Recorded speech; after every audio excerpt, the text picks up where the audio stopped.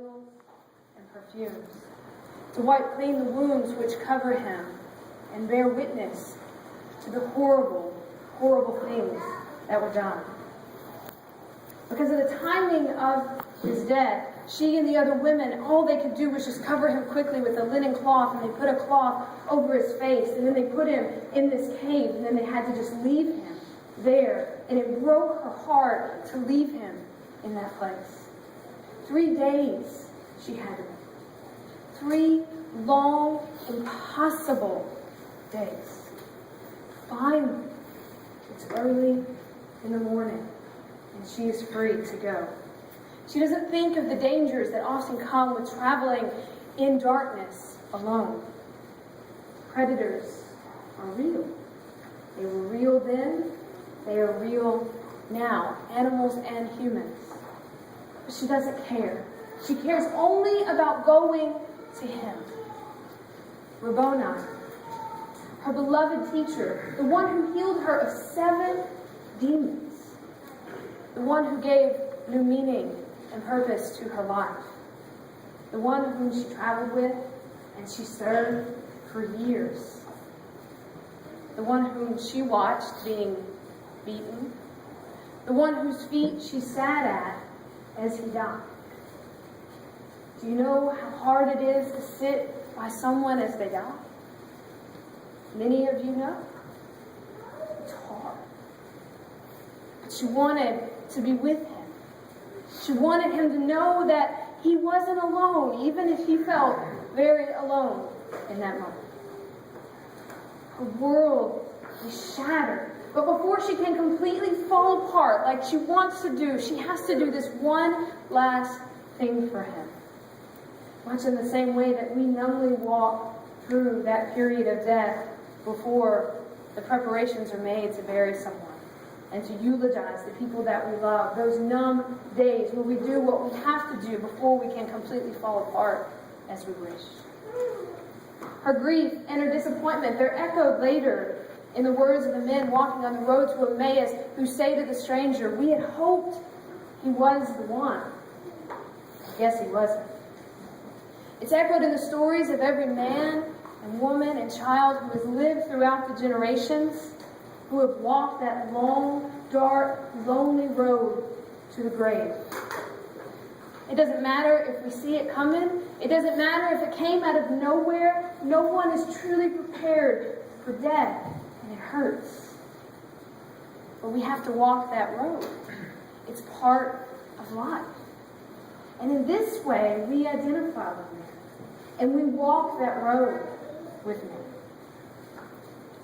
Early on the first day of the week, while it was still dark, Mary Magdalene came to the tomb and saw that the stone had been removed from the tomb. Something is wrong. That's not how that's supposed to be. The stone should be there. It can only mean one thing. Someone has taken him. Why would they take him? Was it not enough that they stripped him down and they beat him? Was it not enough that they killed him and now they have to take him? It's too much for her to deal with by herself. And so she runs to go tell the others. She's in need of help. So she ran and she goes to Simon Peter and she goes to the other disciple, the one whom Scripture says Jesus loved. And she says to them, "They have taken the Lord out of the tomb, and we don't know where they have laid him." So Peter and the other disciples set out, and they go towards the tomb. The two are running together. They're running as fast as they can. One disciple beats the other, and he bends down and he looks in, and all he sees is the linen laying there. And then Peter gets there and he pushes him out of the way, and he runs into the cave, and all he sees are the wrappings that the women had placed on him. And they see the face cloth that covered him, neatly folded and set to the side. Then the other disciple who had reached the tomb first, he goes in and he sees and he believes that he's really gone. And then they go home. They don't really know what to do with this. And they left her sitting there. Mary, sweet Mary, weeping outside of the tomb. They just leave her. All she wanted was a few more moments with him.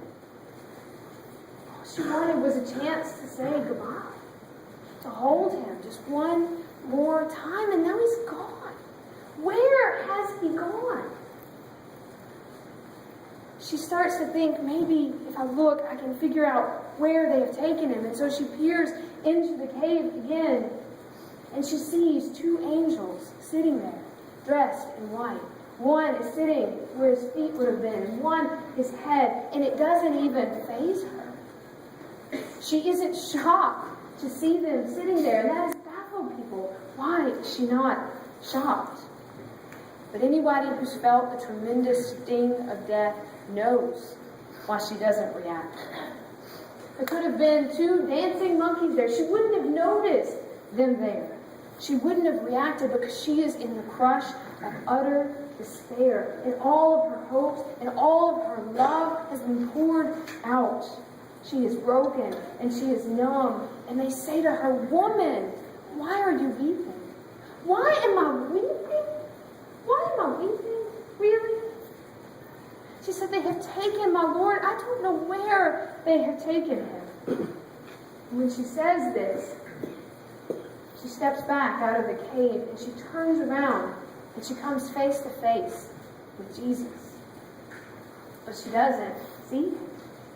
Not through the tears that cover her face. He is just another face in a sea of endless faces that she has seen since he died. A gardener, perhaps.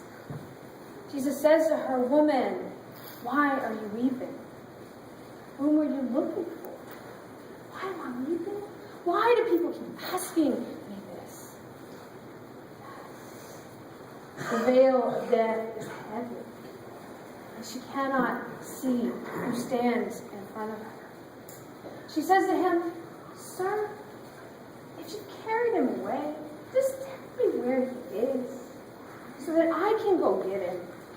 She doesn't even think about how she, a woman, is going to go get this lifeless body. She just wants to see him. "Tell me where you have brought him, and I will go and get him." Jesus says to her, "Mary." In that moment, when he calls her by her name, the name given to her by her mother so many years ago, when he says Mary, she sees it. And she says, "Rabboni!" She gets it and she leaps, it says, into his arms and she grabs him so tight. He is standing there. He is talking to her. And he says, "Don't hold on to me. I have not yet ascended to the Father. I'll go to my brothers and say to them, I am ascending to my Father and your Father, to my God and your God." So Mary Magdalene, reluctantly, I'm sure, leaves him and goes to the disciples and she says, "I have seen the Lord." And she told them the things that he had said to her. Christ is risen. Christ is trampling over death by death. Is this not the song we sang a moment ago? Come awake, come and rise up from the dead. Death, where is your sting? Hell, where is your victory? Church, come and stand in the light, because our God is not dead. He's not dead. He's alive. He's alive. You know, before that moment, before that day, when a person died, that was it. There was no hope of anything beyond that moment. And so the weight of death lay so heavy. Jesus died, and then he came back. And so as he stands there face to face with her, victorious over death, he brings a gift to all of us who are here today. He tells us, though we walk down that lonely, dark road to death, death precedes life, and not the other way around. Do you understand that? Death precedes life. This moment here in this place is just a little fleeting thing. There is something beyond this. This is the best thing one could ever hope to hear. There is life beyond this place, beyond the suffering of this place, beyond the weight of the sins, beyond the weight of the things that we do to one another. There is life beyond this. And our God came back to tell us so. We no longer have to be afraid of what happens when we leave. We no longer have to be afraid of the things that whisper in our ear and lie to us and tell us that we are alone. That this is all that there is. That when we close our eyes, we close them for good. For Jesus has come. And he calls us by name. And he says to us, there is something else. This is not the end, but the beginning. The beginning of something beautiful. You know, all of us have lost people that we love. You know, this morning I was on the interstate, and that song that we sang, Christ is risen from the dead, it came on, and I'm singing it really loud. Y'all may not know that. I sing really loud in my car, and I'm doing that, you know, Christ is risen. I'm not going to sing it for you, but Christ is risen from the dead. I'm singing it really, really loud, and all of a sudden, it hit me.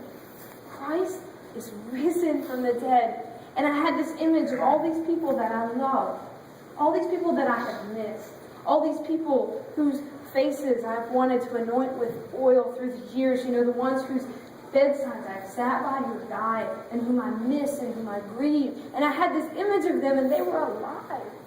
They were standing there right before me, and I could see them, and it was as real as anything. And I'm on the interstate, and all of a sudden I'm boo-hooing, and I'm sure everybody around me is thinking, well, nobody was awake. But, you know, if it had been, this crazy lady, why is she crying? What a silly thing. And I'm thinking, I'm crying. It's Easter. This is happy day, right? But it was happy. It was happy because for a moment I could see just how thin that line is between this life and the next.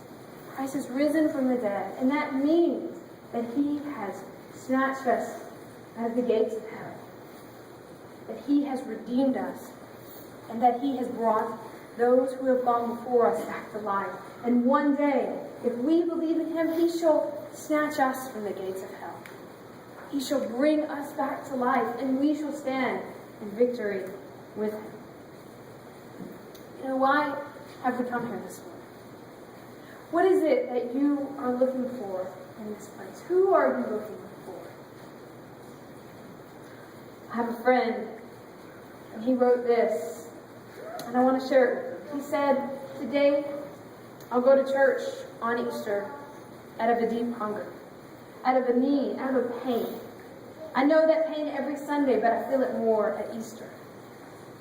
I talked to my friends about this. My friend Jim Taylor, who also feels that pain since his son Stephen died.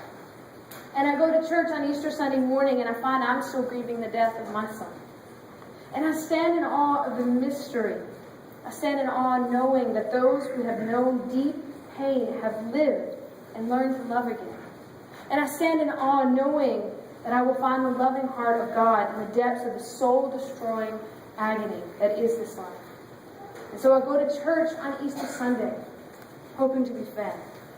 Needing to be fed from the mystery of life on the other side of death. Needing to hear the stories of the Mary Magdalens and the Jim Taylors and my own story and so many others. I need to be fed. I don't need a recipe for the food or the description of its origin. Just don't give me an intellectual stone. Tell me the stories. Tell me your story. Tell me the story of a broken woman who came weeping at dawn to hear her name spoken in the first light. And perhaps I'll hear my own story again. A story of pain and fear, frustration and guilt, struggling to be a father to a child who couldn't see or feel the love that I gave him. And perhaps I'll know that darkness leads to light, that despair leads to hope, that death becomes resurrection. And maybe I'll hear the risen Christ speak the name that my mother gave me, and the music of the world will sing its way into my soul and heal my broken heart. And maybe then I can become whole again. I pray that on this day you can hear him speaking your name. May he break through the veils that we have placed over us that prevent us from seeing him, that prevent us from being the people that he is calling us to be, that keep us living like people who have not been resurrected, that keep us in that place of selfishness and despair. May those veils be lifted from us. May our hearts break with love for him. Wherever you are this morning, whatever you have seen, whatever you have done, there is room for you. There is a story waiting to be told. There is love waiting to be received.